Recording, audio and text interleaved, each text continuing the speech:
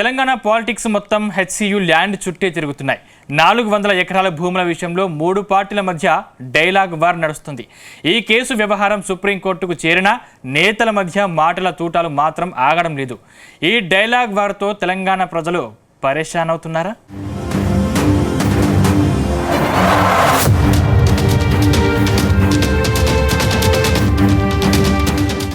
తెలంగాణలో హెచ్సియు భూముల వ్యవహారం ప్రకంపనలు రేపుతుంది. హెచ్సియు పరిధిలోని 400 ఎకరాల యూనివర్సిటీ భూములను ప్రభుత్వం లాక్కుంటుందని ప్రతిపక్ష బీఆర్ఎస్ విమర్శలు గుప్పిస్తుంది.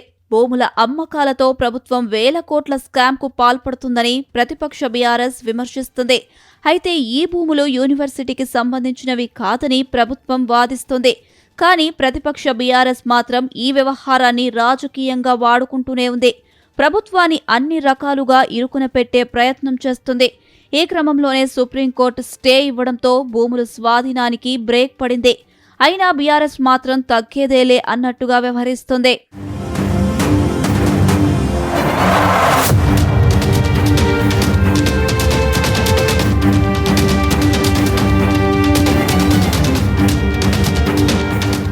ఇక కాంగ్రెస్ ప్రభుత్వంలో భారీ కుంభకోణాలు జరుగుతున్నాయని మాజీ మంత్రి కేటీఆర్ సంచలన ఆరోపణలు చేశారు.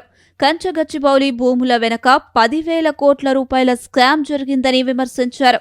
అటవీ చట్టాలను రేవంత్ ప్రభుత్వం ఉల్లంఘించి అర్ధరాత్రి దొంగల్లా పచ్చని చెట్లను కూల్చారని మండిపడ్డారు.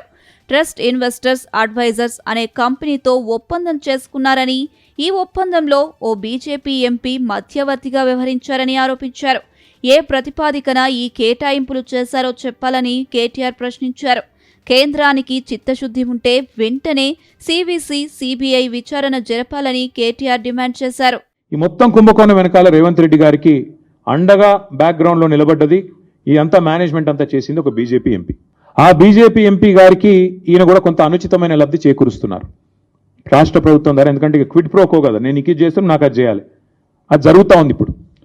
ఇప్పటికిప్పుడు నేను దొంగ చేతికి తాళాలు ఇవ్వను. ఆ ఎంపీ గారి పేరు కూడా నేను బయట పెడతాను, నెక్స్ట్ ఎపిసోడ్లో బయట పెడతాను. 10,000 కోట్లు నీది కాని భూమికి కూడా ఇచ్చిన వాడు నేరస్తురా కాదా? నేను వదిలిపెట్టను కూడా ఈ అంశాన్ని. దీన్ని మేము ఇవాళ I'm writing to the governor of reserve bank of India. I'm also writing to the serious fraud investigation office, ministry of corporate affairs, government of India. I'm also writing to the SEBI ఎందుకు రాస్తున్నాను అంటే, ఆ beacon అనేవాడు, beacon trusteeship అనేవాడు, he is already a member of the stock exchange. అట్లాగే we are writing to the Central Vigilance Commission and we are also writing to the Central Bureau of Investigation. ఈ 5 ఏజెన్సీలకి ఇవాళ మా party తరఫున ఇప్పుడు నేను మీకు చెప్పిన విషయాలు, వాటితో పాటు మిగతా వివరాలు, అనెక్సర్స్తో సహా మొత్తం అన్ని ఆధారాలతో సహా మేము ఈ 5 ఏజెన్సీస్ 5గురికి కూడా ఇవాళ మా పార్టీ తరఫున నేను వ్యక్తిగతంగా అన్ని ఆధారాలతో లెటర్ రాస్తా ఉన్నాను. అటు హెచ్సియు భూములపై బీఆర్ఎస్ చేస్తున్న రాద్ధాంతంపై టీపీసీసీ చీఫ్ మహేష్ కుమార్ గౌడ్ స్పందించారు. హైదరాబాద్లో బంగారం లాంటి భూములను గతంలోనే బీఆర్ఎస్ నాయకులు అమ్ముకున్న విషయం మర్చిపోయారా అని ప్రశ్నించారు. ఆ భూములను సొంత నేతలకే అమ్ముకున్నారని ఆరోపించారు. ఇప్పుడు హైదరాబాద్లో కొండలను కూడా కరిగించి పనులు జరుగుతున్నాయని, ఆ భూములను అమ్మింది ఎవరు అని నిలదీశారు. గత బీఆర్ఎస్ హయాంలో హైదరాబాద్లోనే 10,000కు పైచిలుకు భూములను అడ్డగోలుగా అమ్ముకున్నారని ఆరోపించారు. గతంలో మాజీ సీఎం రాజశేఖర్ రెడ్డి పోరాటం చేయడంతో ఆ భూములు ప్రభుత్వానికి దక్కాయని మహేష్ కుమార్ గౌడ్ గుర్తు చేశారు. అయితే ఆ తరువాత వచ్చిన కేసీఆర్ హెచ్సియు భూములతో పాటు పలు యూనివర్సిటీలకు చెందిన భూములను కూడా దోచుకోవాలని చూశారని విమర్శించారు. ఐఎంజీ భారత్ సంస్థతో 33% ముడుపులు తీసుకునేలా అప్పటి మంత్రి కేటీఆర్ ఒప్పందం సైతం చేసుకున్నారని మండిపడ్డారు. నిజానికి కేటీఆర్ కు రావాల్సిన ముడుపులు 5,200 కోట్ల రూపాయలను కాంగ్రెస్ కు అంటగట్టే ప్రయత్నం చేస్తున్నారని విమర్శించారు. 10 ఏళ్ల భూదోపిడిపై దమ్ముంటే చర్చకు రావాలంటూ కేటీఆర్ కు మహేష్ కుమార్ గౌడ్ సవాల్ విసిరారు. యథేచ్ఛగా రాష్ట్రం యూనివర్సిటీ భూములు కబ్జాకి కారకులైనట్టు మీరు మీ నాయకులు యథేచ్ఛగా దోపిడీ చేసినటువంటి మీరు, కాకతీయ యూనివర్సిటీ కానీ, ఉస్మానియా కానీ, తెలంగాణ యూనివర్సిటీ కానీ ఎక్కడికక్కడ మీ నాయకులు దోపిడీ చేస్తే ఇవాళ హెచ్సి గురించి మాట్లాడుతున్నారు. హెచ్సి భూముల యొక్క చరిత్ర ప్రజలకు తెలవాలి. ఇవాళ కాంగ్రెస్ ప్రభుత్వం అధికారంలోకి రాకుండా ఉండుంటే ఇప్పటి వరకు బిల్లిరావుతో కేటీఆర్ గారు కుమ్మక్కై 30% నిధులు లంచం 5,000 కోట్లు 200 తీసుకొని ఈ సంస్థను ఐఎంజీ భారత్కి అప్పగించేవాడు. ఆయన గారు అమ్మకానికి పెట్టినటువంటి భూములు కోకాపేటలో అయితే 100 కోట్ల పలుకుతుంది. బాగా చెప్తే ఆక్షన్ చేసి 100 కోట్లకు అమ్మామని అడ్వర్టైజ్మెంట్. రియల్ ఎస్టేట్ కంపెనీల కన్నా ఎక్కువ ప్రభుత్వం అడ్వర్టైజ్మెంట్ ఇచ్చేది. లక్షల కోట్లు అడ్డం వచ్చినట్టుగా మాట్లాడుతూ ఉన్నారు. ఫారెస్ట్ గురించి మాట్లాడుతూ ఉన్నారు. ఇలా కేంద్ర కమిటీ చూసింది, అక్కడ చిన్న చిన్న బుషులు తప్ప అసలు ఫారెస్ట్ చెట్లు లేవనే మాట. నేను మీ ద్వారా కేటీఆర్కి ఛాలెంజ్ చేస్తా ఉన్నాను. వేదిక మీరే నిర్ణయించండి, బాజాప్తా డిబేట్ పెట్టుకుందాం. మీరు మీ 10 ఏళ్ల హయాంలో ఎన్ని వేల ఎకరాలు హైదరాబాద్ ఇన్ అండ్ అరౌండ్ అమ్మినారు? యావత్ రాష్ట్ర వ్యాప్తంగా ఎన్ని లక్షల ఎకరాలు డీఫారెస్ట్ చేసినారు? ఎన్ని కొండలు మీ హయాంలో కరిగిపోయినాయి? ఎంత ప్రభుత్వ భూముల యొక్క విధ్వంసం జరిగింది? ఎంత ఆర్థిక విధ్వంసం జరిగింది? ఇవన్నీ కూడా చర్చించుకుందాం. కేటీఆర్ రా, ఇలా సిబిఐ విచారణ అడుగుతా ఉన్నాం. నీ మీద సిబిఐ విచారణ వేయాల్సిన అవసరం ఉంది. వల్ల యథేచ్ఛగా 10 ఏళ్ళు రాష్ట్ర యొక్క ఖజానాను దోపిడీ చేసిన మీ కుటుంబం, నేను ఆన్ రికార్డు చెప్తా ఉన్నాను, ఈ దేశ చరిత్రలో అత్యంత తక్కువ సమయంలో అత్యంత ఎక్కువ ప్రజాధనాన్ని దోపిడీ చేసిన కుటుంబం ఏదో ఉంది అంటే కేసీఆర్ కుటుంబం.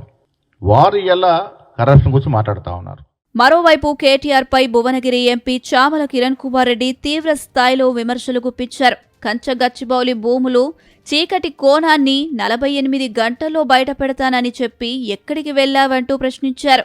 ఇటీవల హైడ్రోజన్ బాంబ్ వేస్తానన్న కేటీఆర్ ఎంత పెద్ద చప్పుడు అవుతుందో, ఎన్ని ప్రాణాలు కోల్పోతాయో, దేశం అల్లకల్లోలం అయిపోతుందని అనుకున్నాం. చివరికి ఉల్లిగడ్డ బాంబ్ కూడా వేయకుండా వెళ్లిపోయావు అని చామల సెటైర్లు వేశారు.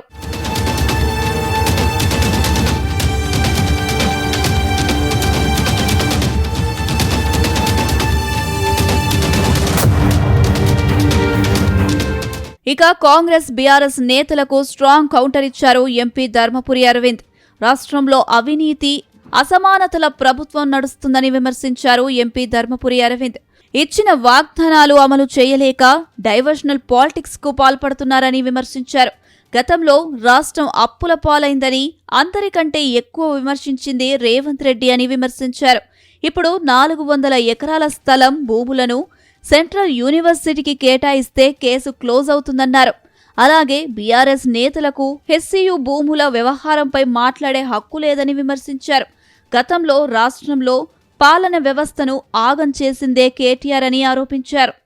రాష్ట్రంలో అసమర్థ, అవినీతి, చేతకాని, అసత్యాల, అబద్ధాల ప్రభుత్వం నడుస్తున్నది. ఆర్థిక క్రమశిక్షణ లేదు, పరిపాలన జీరో, శూన్యం. వాగ్దానాలు నెరవేర్చేది లేదు, నెరవేర్చాలన్న తపన లేదు, ప్రయత్నము లేదు. దృష్టి మరల్చడానికి ఇప్పుడు హెచ్సియు, అంతకుముందు హైడ్రా, కులగణన, మధ్య 4 రోజులు సినిమాల మీద పడ్డారు. పుష్ప అనుకుంటా, హైడ్రా జేసీబీలు సినిమాల మీద పంపిండ్రు. అసలు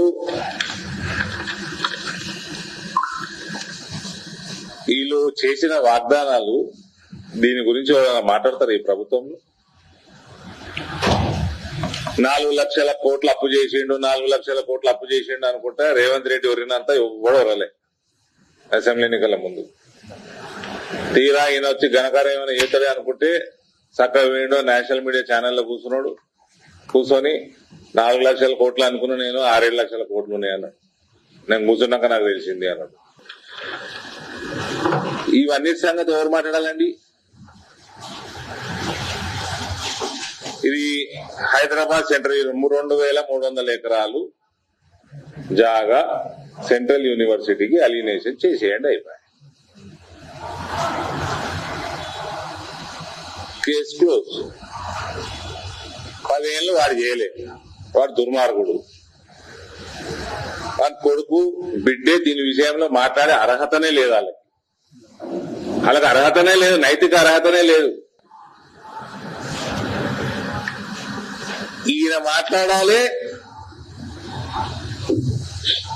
ఆయన రియాక్ట్ కావాలి. అర్థమైందా? కేసీఆర్ కొడుకు ఇది ఫేమస్ కదా. అయ్యనేమో ముక్కు నలుస్తాడు, కొడుకేమో ముక్కు వీలుస్తాడు.